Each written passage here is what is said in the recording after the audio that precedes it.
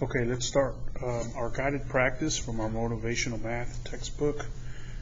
We're on Unit 19. So question 1 says, this year Ms. Fisher has 9 students who are new to the school. The number of new students represents 7.5% of all her students. Which equation could be used to determine X, the total number of students? So let's take a look at a couple things. So we have 9 students. And these 9 students represent 7.5% of all her students. And the question's asking to determine X, the total number of students she has this year. So if you remember, we're using part over whole equals percent over 100, and it can go either way on what side you put the part or the whole, the percent over 100. So we have 9 students that represent 7.5%. So I believe that would be the part, because we're looking for a total number of students, and we change 7.5 into a fraction, and we know percent's over 100. So now we look at the first one.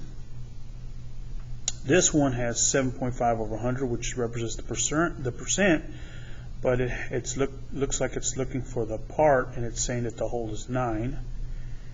This one has 7.5, which we know is the percent, but doesn't have it over 100.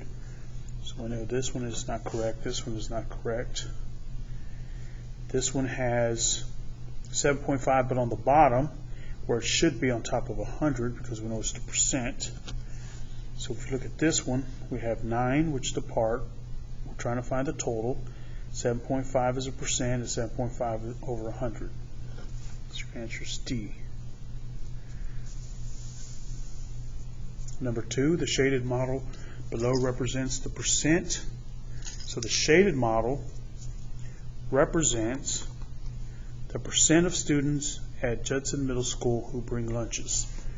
So we know percent is out of 100, and we have this 100 here, 10, 20, 30, 31, 32. So we have 32 out of 100, which is 32%. And the question down here says, if 650 students attend the middle school, how many bring lunches? So we know 32% of the total bring lunches. So we're going to go ahead and set up a proportion. So we don't know how many, that's the part, but we know we have a total of 650. And we know that 32%, 32 out of 100, represent that. So now we're looking for proportional reasoning and see what we can do. Once we know 3 things, we can find the 4th. And what I would probably say we can do on this one would be to simplify to see what we can get here. So we divide this by 2, divide this by 2, then our simplified fraction is 16 over 50. So now look, we have 50 down the bottom here, 650, so now I think we got a relationship here. So I'm going to rewrite it. 16 over 50 is equal to what over 650? So we know that 50 times 13 is 650. So we multiply this times 13 to get our answer. And once we did that, we multiplied 16 times 13, we'd have got 208.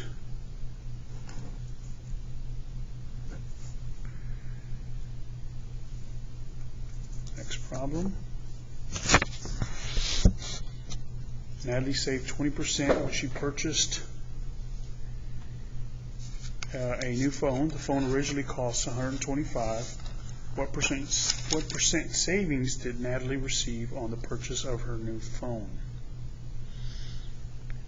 Okay, so we know that she saved $20. We know that it originally cost $125, and now it's asking what percent. So now we know that what we're looking for, what percent. If you see that all the questions here, all the answers have a percent sign. So what percent savings did Natalie receive on the purchase of her new phone? So let's go ahead and set up a proportion on this. So we have part over whole.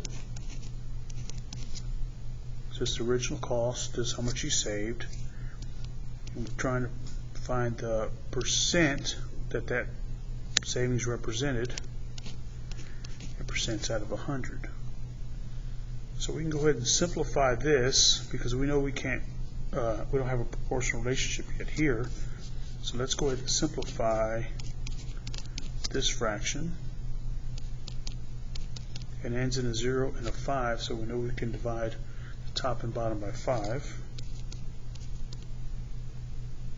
So that's going to give me 20 divided by 5 is 4. 25 divided by 5 is 25. So now that I can rewrite our problem with my simplified fraction. 4 out of 25 is equal to, I'm trying to find the percent out of 100. So now we can see a proportional relationship here. 25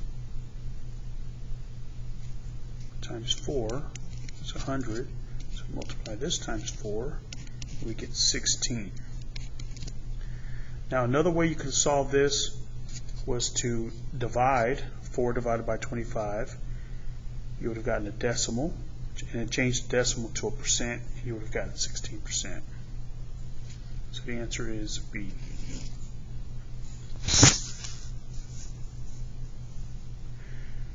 Alright, so number 4, Kareem correctly answers 85% of the questions on his math test. He missed 6 problems. How many problems or how many questions were on the test? Alright, so he correctly answered 85%, but here they're talking about how many he missed, not how many he got correct. So when we set up a proportion on this one, it's a little bit tricky because we have 6 questions. We want to know how many are total on the test. But 85% does not represent this 6. It's the difference of 100% that represents the amount missed. So we have to take the 100% and subtract it from 85, and 6 questions represent 15%.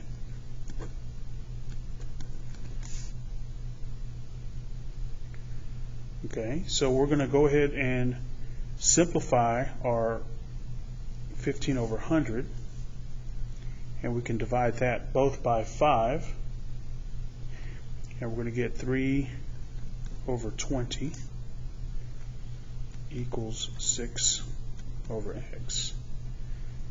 Alright, so now we can see a proportional relationship here.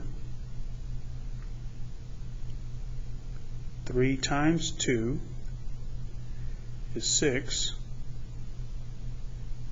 20 times 2 gives us our answer, which is F40.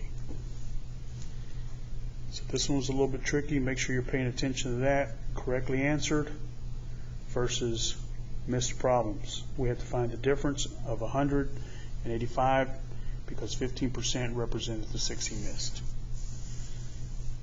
Number 6, Buckley surveyed students in his 4th period class to determine how they travel to school each morning.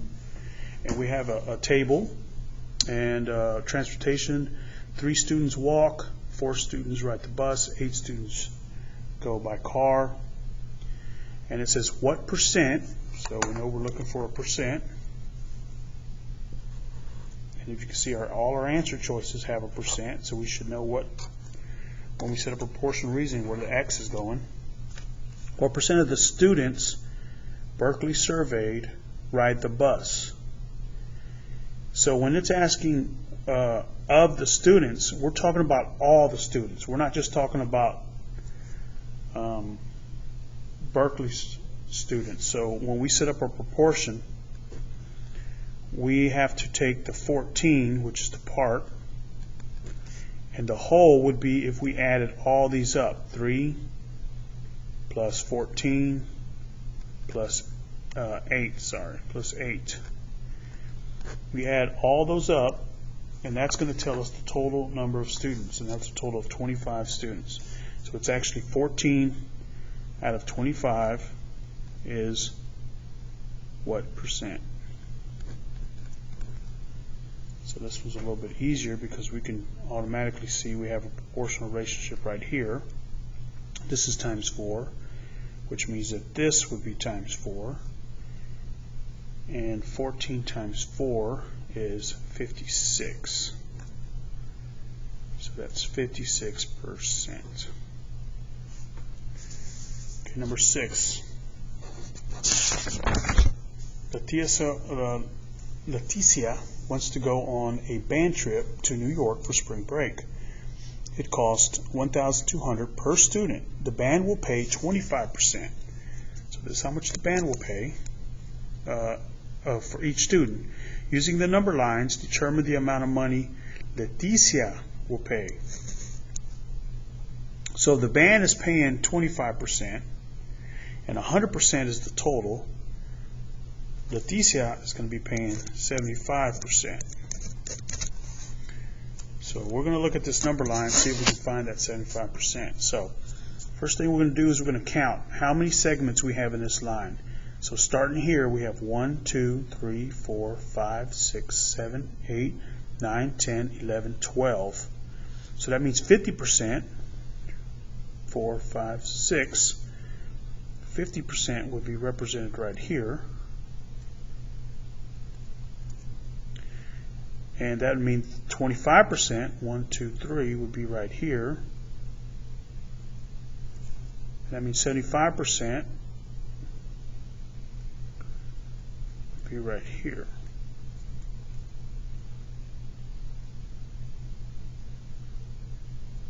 Actually, be 1 over, be right here.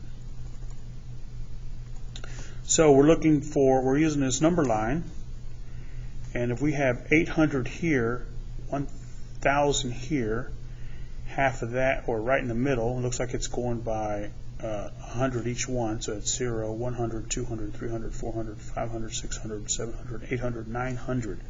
So 75% would be 900 if we just use the number line.